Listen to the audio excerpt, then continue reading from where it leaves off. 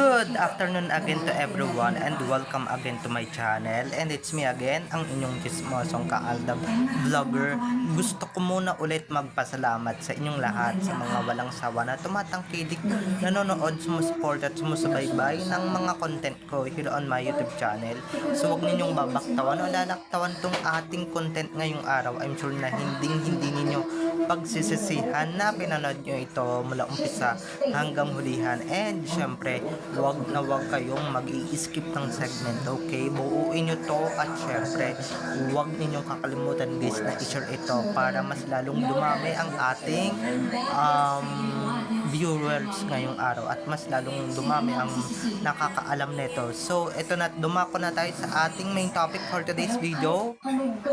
Gaya nga ng Sinasaktan mo pa rin ako. kaya pala guys, may tinuturo si Alden Richards after niyang lumampa. Dahil nandun naman pala, present naman pala yung kanyang misis na si Maine Mendoza. So, ito na guys, watch this. Mamaya ipapaliwanag ko sa inyo ng bongbong. So, ito na guys, watch this. At kung nakita nyo na ngayong recap, so once again si TT o sa mga admins, dumako na tayo sa ating main topic for today's video. Kaya pala guys, kaya pala gumaganon si Alden, no? Kaya pala gumaganon si Alden o gumaganon. Yun naman pala, present naman pala talaga ang inspirasyon ni Alden Richards. Nandun pala siya sa audience. Hindi lang siya lumampa kasi nga diba baka matabunan yung favorite ng management na si Sakang. So don't worry me, 101% support naman si Alden Richards for her wife, to her wife na si Maine Mendoza. Kahit hindi man siya rumampa, kahit hindi man siya sumama sa rampa-rampa, or hindi man siya nag-model, nandun naman siya sa audience. Kaya pala guys, banda doon, may tinuturo si Alden Richards sa kapwa niya kapuso star, or sa former kapuso star na si Lovie Poe. May sinasabi siya na, ayun o, nandun yung asawa ko. So, bogs, pahiya si Sakang that time. Diba? Kasi imbis na siya yung pansinin, siya yung maging center of attraction ni Alden Richards, or siya talaga yung pansinin. May dinuduro si Alden Richards, or may tinuro si Alden Richards. Banda dun sa itaas, banda doon guys, banda doon sa audience. So, sino pa ba ang tinutukoy niya? Sino pa ba yung tinuturo niya? Or sino pa ba yung tinuturo niya? Siyempre yung misis niya, diba? Na hindi sumama sa rampa kasi alam niyo naman, diba? Medyo stricto si Alden, kaya ayan, si Alden na lang talaga yung sumama sa rampa. And syempre guys, diba? Alam nga naman pag nandun si Maine, di mababasag yung sarsuela, diba? Mababasag yung ganap ni Alden, pati ni KB. Di lalo siyang matatabunan si KB ng bonggang-bongga, diba? So, wala, cute lang, kahit na hindi siya rumampa, diba? Kahit naka-black siya, or kahit na naka-black siya, or nag-disguise man lang siya, diba? Halata talagang siya yung naka-ponytail talaga. Kahit, diba, mapapa-OMG ka na lang siguro yung mga tao dun talaga siguro magugulat ka talaga ng bonggang-bongga, at magugulat ka talaga, diba? I'm sure yung mga tao doon, they are so shocked sa nakita nila at nalaman nila, lalong-lalo na nakatabi nila, diba?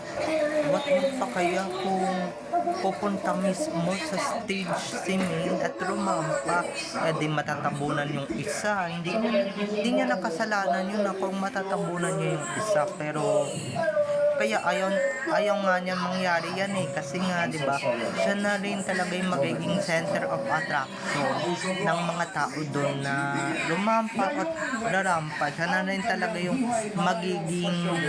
magiging center of attraction ba? Siya na lang yung laging papansinin, di ba? At alam niyo naman yun si Alden, pag nakatabi si Ming, Diyos ko, di ba? Diyos ko pag lalo pa niyang nakatabi yan, siya na lang nang siyang chichikahin ni Alden, di ba?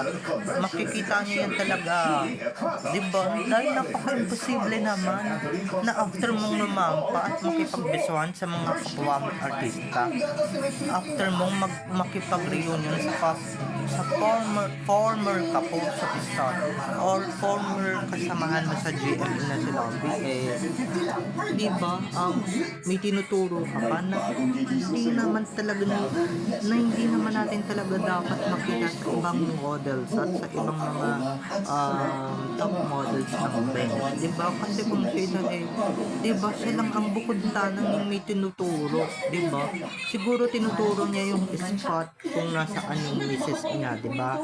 At syempre, sobrang saya ng Tisoy, di ba? Sobrang saya ng Alden Richards na di man niya nakasama sa first rampa niya, yung misis niya. At least nandoon si Maine sa backstage or nandoon man lang siya sa audience. Di ba? Hindi nyo kasi makikita si Maine sa audience talaga. Diba? Kasi sa dami ba namang tao sa bench TM na rampa or sa fashion show na yan, never ko talaga siya makikita. Pero diba, buti na lang talaga may nakapagsoko at may nakapagturo talaga na nandoon talaga si Ming, diba? So paya ka ngayon, diba, Catherine? Imbis na ikaw yung unang bisuhin ni Alden, talagang pinuntahan niya si Lobby at tinuro talaga niya kay Lobby ko kung nasan talaga yung love of his life, kung nasan talaga yung totoo niyang asawa, at kung nasan talaga yung totoong nagpapatibok sa kanyang puso.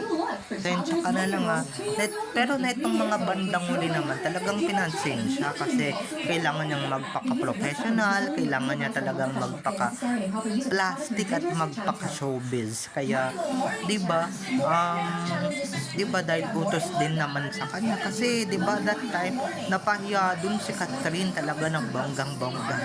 Imbis na siya yung lapitan, imbis na siya yung kausapin, di ba, pumunta si Alden kay Lobby, bineso, inakbayan niya si Lobby, at tinuro niya kay Lobby kung nasaan yung asawa niya, kung saan nakapwesto si Ming.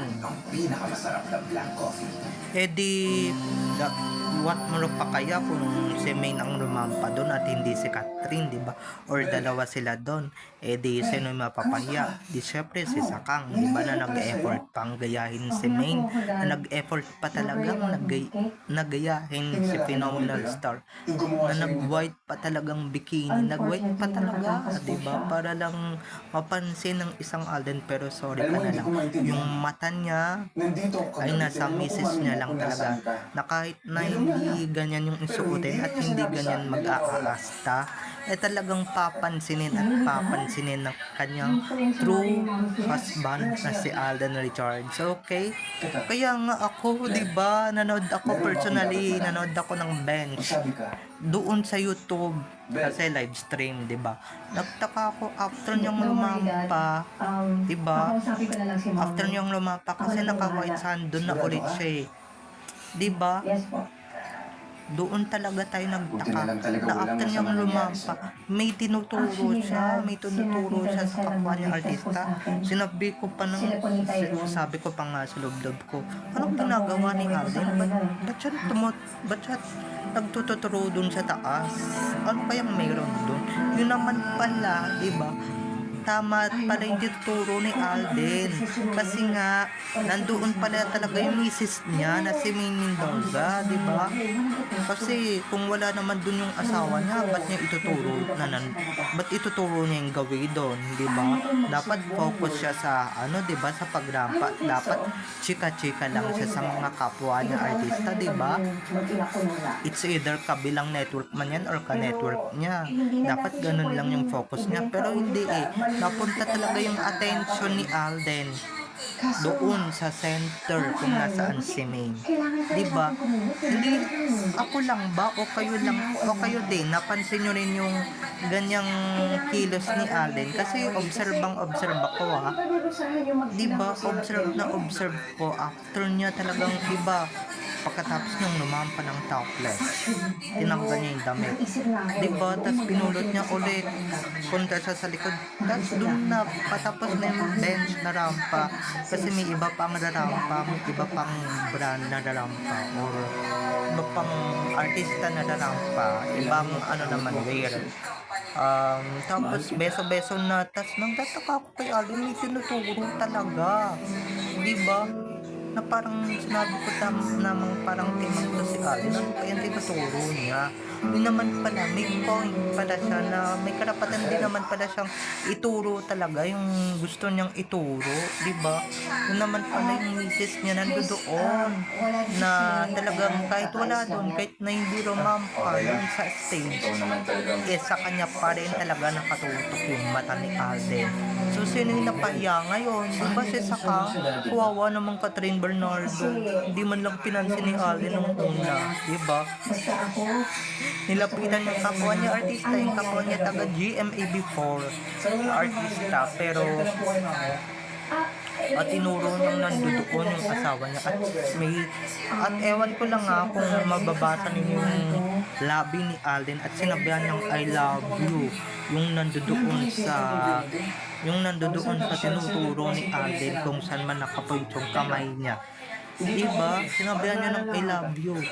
So, diba? Ano yun? Napaka-imposible namang mga fans yung sabihan niya ng gano'n, diba? Kahit na hindi ninyo makita, kahit na bulag-bulagan kayo or hindi ninyo makita talaga yung sinasabi kung si Maine, talagang si Alden talaga yung magpapatunay na nandoon si Maine at nandoon talaga yung asawa niya, moral support. Kasi nga, diba, alam niyo naman, kasi yung leading lady, tinatry talagang activity si Alden, diba? Tinatry niya talagang yun si Alden, pero sorry ka na lang, bantay sarado siya ng misis niya, diba? Pasalamat ka na lang kahit nga naman pa yun si Catherine, diba? Hindi pa rin siya talaga pinansin o hindi pa talaga siya pinansin kung hindi lang siya inutusan napansinin si Catherine. Talagang binaliwala ni Alden yun si Catherine nung tumingin na siya doon sa gilid at tumingin na siya doon sa pinapapwestuhan ng misis niya, diba? Dapat after niyang besoin si Lovey, bebeso na siya dun sa ibang artista, diba? Bebeso na rin siya kay Catherine. Pero hindi nilapitan niya si Lovey, bayan niya, tapos tinuturo niya talaga kung saan nakapwesto yung misis niya. Ibig sabihin guys, pinagmamalaki niya yung misis niya, nakasama niya, diba?